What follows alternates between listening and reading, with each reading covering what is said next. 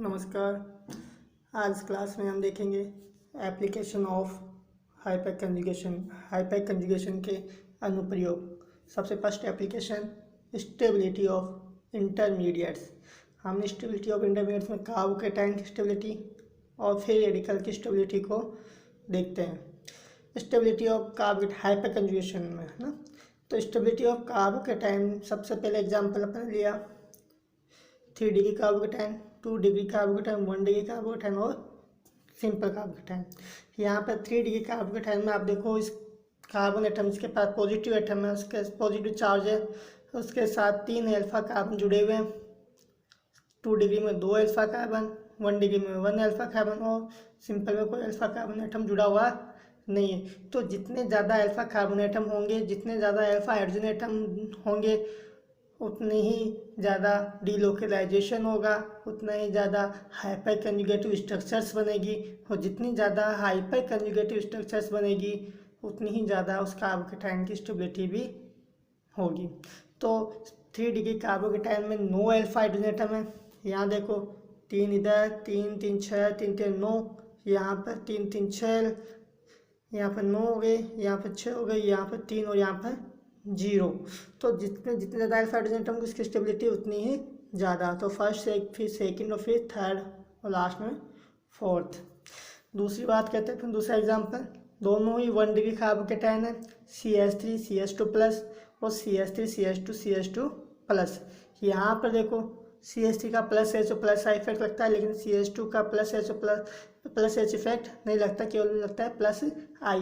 दूसरी चीज़, यहाँ पर 3 अल्फा हाइड्रोजन एटम है जबकि यहाँ पर 2 अल्फा हाइड्रोजन एटम है, तो जिसमें जितने ज़्यादा अल्फा हाइड्रोजन उसकी स्टेबिलिटी उतनी ही ज़्यादा, तो फर्स्ट की स्टेबिलिटी ज़्यादा। थर्ड एग्जांपल देखो CH3 CH2 प्लस और CD3 CH2 प्लस, दोनों का प्लस H प्लस आई लगता है CH3 और CD3 का, लेकिन CH3 का जो प्लस H इफेक्ट है वो CD3 से ज़्यादा होने के कारण इस CH3 CH2 प्लस फर्स्ट वाले का स्टेबिलिटी ज़्यादा होगी। थर्ड में देखो CD3 प्लस और CH3 प्लस, तो इन दोनों में प्लस H इफेक्ट नहीं लगता है, ओनली क्या लगता है प्लस आई इफेक्ट, और CD3 प्लस का प्लस आई इफेक्ट ज़्यादा होने के कारण इसकी स्टेबिलिटी ज़्यादा होगी। क्योंकि अपन इंडक्टिव इफेक्ट में देख चुके हैं कि कार्बोकेटाइन को कौन स्टेबल करता है, जो उसको इलेक्ट्रॉन देकर उसको न्यूट्रलाइज करे, उसको उदासीन करने की तरफ ले जाए। तो जो इलेक्ट्रॉन डोनेटिंग स्पीसीज है जिनका प्लस इफेक्ट लगता है, जैसे plus H plus I plus R, वो कार्बोकेटाइन को स्टेबलाइज करते हैं। तो यहाँ पर अपन हाइपर कंजुगेशन की बात करें तो हाइपर कंजुगेशन को अपन यहाँ पर डिस्कस करेंगे। दूसरा एग्जांपल देखते हैं अपन, स्टेबिलिटी ऑफ फ्री रेडिकल्स की स्टेबिलिटी को निकालने में हाइपर कंजुगेशन किस प्रकार से सहयोग करता है। तो देखो यहाँ भी सेम 3 डिग्री 2 डिग्री 1 डिग्री मैंने एग्जांपल लिया, तो जितने ज़्यादा अल्फा हाइड्रोजन एटम होंगे फ्री रेडिकल वाले कार्बन के पास में, उतनी ही ज़्यादा रिजोनेटिव हाइपर कंजुगेटिव स्ट्रक्चर्स बनेगी, उतनी ही ज़्यादा पोटेंशियल एनर्जी डिक्रीज होगी और स्टेबिलिटी बढ़ेगी। तो फर्स्ट वाले की स्टेबिलिटी सबसे ज़्यादा, फिर सेकंड की, फिर थर्ड की। अब बात करते हैं अपन स्टेबिलिटी ऑफ एल्कीन, कि एल्कीन की स्टेबिलिटी को अपन किस प्रकार से डिफाइन करेंगे। तो देखो stability of alkene directly proportional होती है number of carbon hydrogen bonds. जितने ज़्यादा कार्बन हाइड्रोजन बॉन्ड्स होंगे उतनी ज़्यादा उसके एल्कीन की स्टेबिलिटी होगी। यानी कि जितने ज़्यादा अल्फा हाइड्रोजन एटम होंगे, अल्फा कार्बन हाइड्रोजन एटम होंगे, अल्फा कार्बन हाइड्रोजन बॉन्ड होंगे, उसकी स्टेबिलिटी उतनी ही ज़्यादा है। कुछ एग्जांपल्स हैं, जिसमें फर्स्ट एग्जांपल में 12 हाइड्रोजन एटम है, यानी 12 कार्बन हाइड्रोजन बॉन्ड है, दूसरी में 9, तीसरे में 6, चौथे में 3 और पाँचवें में 0। तो जिसमें जितने ज़्यादा उसकी स्टेबिलिटी उतनी ही ज़्यादा। तो फर्स्ट वाले की स्टेबिलिटी सबसे ज़्यादा, फिर सेकेंड, फिर थर्ड, फिर फोर्थ और फिर फिफ्थ के आगे। अगर अपन ओवरऑल स्टेबिलिटी की बात करें एल्केन्स में, तो ओवरऑल स्टेबिलिटी में देखो सबसे ज़्यादा स्टेबिलिटी जो होती है वो होती है कंजुगेटेड एल्केन्स की, और फिर नॉन कंजुगेटेड एल्केन की कम होती है। कंजुगेटेड एल्केन की स्टेबिलिटी सबसे ज़्यादा क्यों होती है, क्योंकि वहाँ कंजुगेशन होता है, वहाँ डीलोकलाइजेशन होता है। जब डीलोकलाइजेशन होगा तो पोटेंशियल एनर्जी कम होगी और इसकी स्टेबिलिटी ज़्यादा होगी। तो यहाँ पर कंजुगेटेड एल्केन में डीलोकलाइजेशन के कारण स्टेबिलिटी ज़्यादा होती है। अब बात करते हैं नॉन कंजुगेटेड एल्केन में। तो कंजुगेटेड और नॉन कंजुगेटेड दोनों में ही अपन देखेंगे number of alpha carbon hydrogen bonds या number of alpha hydrogen atom. अगर कंजुगेटेड एल्केन से दो जिनमें अपन कंपेयर कर रहे हैं स्टेबिलिटी में, तो वहाँ पर भी जितने ज़्यादा अल्फा हाइड्रोजन एटम होंगे उसकी स्टेबिलिटी उतनी ही ज़्यादा होगी। अब बात करते हैं नॉन कंजुगेटेड एल्कीन में। नॉन कंजुगेटेड एल्कीन में सबसे पहले देखो कि number of alpha carbon hydrogen bond किसके ज़्यादा है। अगर number of alpha hydrogen bond increase होते हैं तो उसकी स्टेबिलिटी भी इंक्रीज होगी, क्योंकि हाइपर कंजुगेटिव स्ट्रक्चर्स बढ़ेगी तो डिलोकलाइजेशन बढ़ेगा, पोटेंशियल एनर्जी डिक्रीज होगी और स्टेबिलिटी इंक्रीज होगी। अगर number of alpha carbon hydrogen bond same है तो फिर आप देखो कि असिमेट्रिक है या सिमेट्रिक। तो असिमेट्रिक की स्टेबिलिटी सिमेट्रिक से ज़्यादा होती है। यहाँ पर एक एग्जांपल लिया है कि असिमेट्रिक में देखो ये फर्स्ट वाला और ये सिमेट्रिक का एग्जांपल। तो असिमेट्रिक में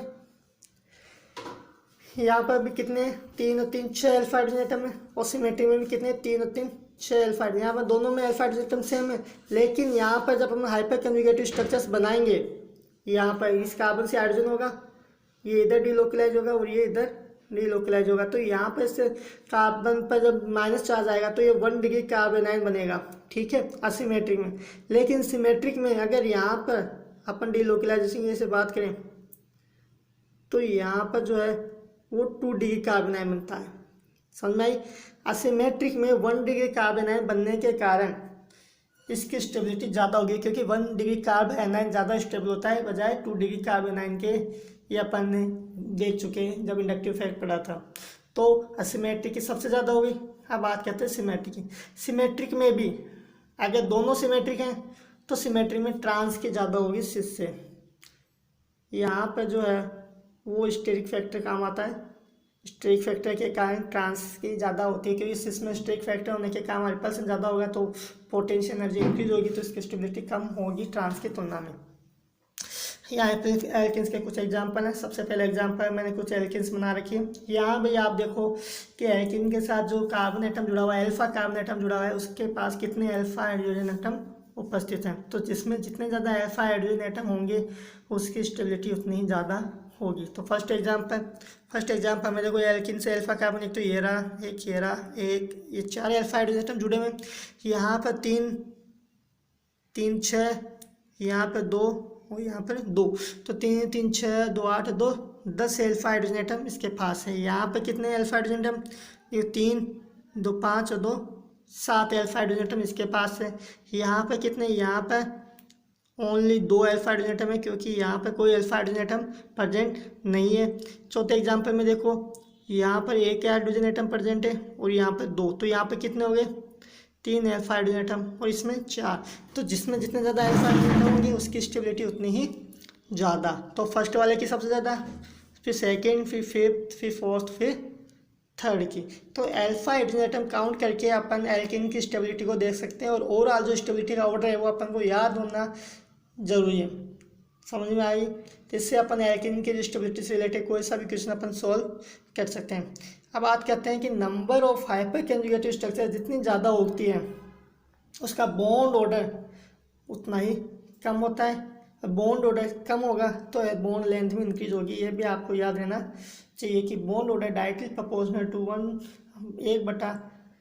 number of alpha hydrogen atom, यानी इन्वर्सली प्रोपोर्शनल होता है। बॉन्ड ऑर्डर ज़्यादा होगा तो यानी कि हाइपर कंजुगेटिव स्ट्रक्चर्स उसमें कम बनेगी, ठीक है। अब बात करते हैं हीट ऑफ हाइड्रोजनेशन। एल्किन के हीट ऑफ द हाइड्रोजनेशन की हम बात करें तो यहाँ पर देखते हैं कि हाइड्रोजनेशन में क्या होता है कि एल्किन पर जब हाइड्रोजन का एडिशन होता है, H2 का जब ऐड कराते हैं तो एक पाई बॉन्ड टूट कर 2 सिग्मा बॉन्ड बनते हैं। यहाँ पर दोनों हाइड्रोजन जुड़ जाएगा और एनर्जी रिलीज होती है। तो जो एनर्जी रिलीज हो रही है उसको बोलते हैं हीट ऑफ हाइड्रोजनेशन। क्लियर। ये कुछ प्रोफाइल नहीं, एनर्जी प्रोफाइल डायग्राम जिसमें अपन देख सकते हैं कि एल्केन में जब H2 का एडिशन होता है तो एनर्जी रिलीज हो रही है और क्या प्राप्त होता है अपन को, एल्केन। तो जितनी ज़्यादा ये एनर्जी गैप होगा, जितना ज़्यादा ये हीट ऑफ हाइड्रोजनेशन होगी उसकी स्टेबिलिटी उतनी ही कम होगी। Heat of hydrogenation directly inversely proportional to 1 stability of alkene. और हीट ऑफ हाइड्रोजनेशन जितना कम होगा उसकी स्टेबिलिटी उतनी ही ज़्यादा होगी।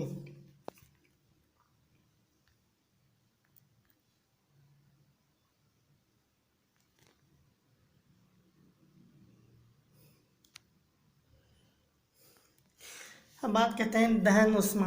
दहन ऊर्जा, heat of combustion. Heat of combustion में भी क्या है, जैसे हाइड्रोकार्बन दे रखे हमने, एल्केन एल्किन एल्काइन, इन पर अगर O2 का एडिशन करवाते हैं, ऑक्सीजन की प्रेजेंस में कुछ जलाते हैं तो CO2 H2O प्राप्त होता है। तो यहाँ भी एनर्जी प्रोफाइल डायग्राम में एनर्जी गैप देखते हैं, एनर्जी रिलीज होती है, उसको बोलते हैं दहन ऊर्जा। तो heat of combustion directly proportional to होता है potential energy of the organic compound. Potential energy जितनी ज़्यादा होगी उसका हीट ऑफ कंबशन भी उतना ज़्यादा होगा। हीट ऑफ कंबशन और potential energy number of carbon atoms के डायरेक्टली प्रोपोर्शनल होती है। जितने ज़्यादा कार्बन एटम होंगे उतनी ज़्यादा उसकी पोटेंशियल एनर्जी होगी, और जितनी ज़्यादा उसकी पोटेंशियल एनर्जी होगी उतना ज़्यादा उसका हीट ऑफ कंबशन होगा। तो कार्बन एटम सेम हो तो सेम अपन असिमेट्रिक ज़्यादा, अब सॉरी असिमेट्रिक कोई ज़्यादा स्टेबल होता है तो उसका हीट ऑफ कंबशन कम होगा। ठीक है, तो सिमेट्री का हीट ऑफ कंबशन ज़्यादा होता है, इसकी पोटेंशियल एनर्जी भी ज़्यादा होगी। तो heat of combustion directly proportional to 1 stability of alkene. Heat of combustion directly proportional to strain of the ring भी होता है। ध्यान रखना कि रिंग में जितनी ज़्यादा स्ट्रेन होगी उतनी ज़्यादा उसका हीट ऑफ कंबशन होगा, क्योंकि जो रिंग में ज़्यादा स्ट्रेन होती है तो इसकी स्टेबिलिटी कम होगी। यहाँ पर देखो बेंजीन, यहाँ पर जो एग्जाम्पल्स है उनमें 6 कार्बन एटम है, लेकिन सबसे ज़्यादा जो पोटेंशियल एनर्जी ज़्यादा होगी, सबसे ज़्यादा कंबशन हीट ऑफ कंबशन है वो किसका होगा, ये 3 मेंबर रिंग का। अब बात करते हैं 1,3 डाईएक्सियल इंटरेक्शन। 1,3 डाईएक्सियल इंटरेक्शन के कारण सिस्टम की पोटेंशियल एनर्जी इंक्रीज होती है।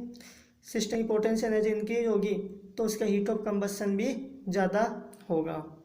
यहाँ पे एग्जांपल दे रखा है, जैसे ये CH3 ग्रुप 1,3 पोजीशन पर जो हाइड्रोजन एटम के साथ 1,3 डाईएक्सियल इंटरेक्शन होगा, 1,3 डाईएक्सियल इंटरेक्शन होगा तो इसकी पोटेंशियल एनर्जी ज़्यादा होगी। लेकिन यहाँ पे दोनों इक्विटोरियल पे है, यहाँ पर कोई 1,3 डाईएक्सियल इंटरेक्शन नहीं है तो इसकी स्टेबिलिटी ज़्यादा होगी, इसकी पोटेंशियल एनर्जी कम होगी, इसका कम हीट ऑफ कंबशन कम होगा। अब बात करते हैं एरोमेटिक इलेक्ट्रोफिलिक सब्स्टिट्यूशन में, जो ये है हाइपर कंजुगेशन किस प्रकार से हेल्प करता है।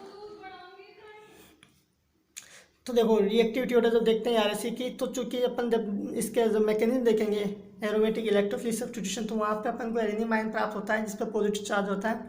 और पॉजिटिव चार्ज वाले जब बेंजीन में जो एरेनियम आयन है उसकी स्टेबिलिटी कौन बढ़ाएगा, जो इलेक्ट्रॉन रिलीजिंग ग्रुप्स हैं वो।